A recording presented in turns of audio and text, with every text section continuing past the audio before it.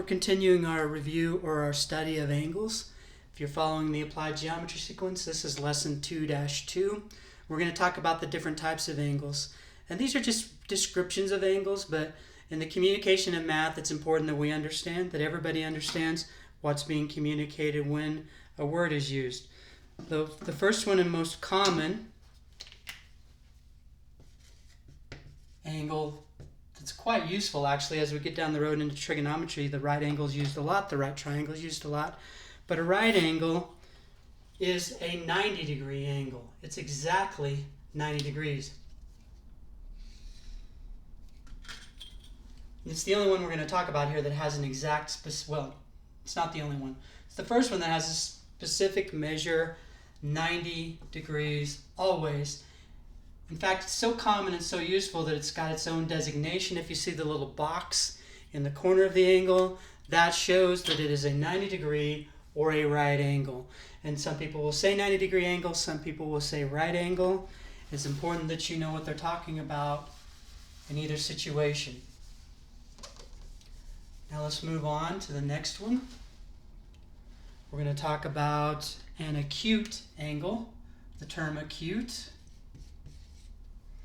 Acute kind of means small, so that might tip you off as far as what type of angle is acute. This is one example of an acute angle. It is not the only example. Let's try a marker that works.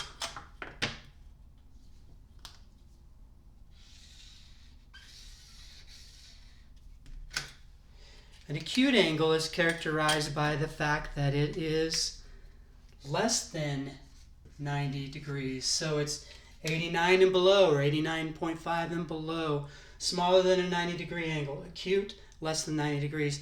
Obviously, that's not the only one. There can be many, an infinite number of acute angles. It's not really that useful knowing acute. It's not really a term of measurement. So it can become, it's really just a way to describe something. Now let's look at another example. This one's obviously larger than 90 degrees.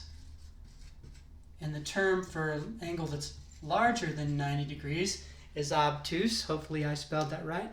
Pretty sure I did. But an obtuse angle is larger than 90 degrees, of course, as measured by this angle measurement. And we learned how to measure angles in Module 1 with a protractor. So obtuse, bigger than 90 degrees. And obviously, any angle bigger than 90 degrees is obtuse, not just this one. The last situation we want to look at is maybe a bit of a head fake, but let's look at it anyway. And that is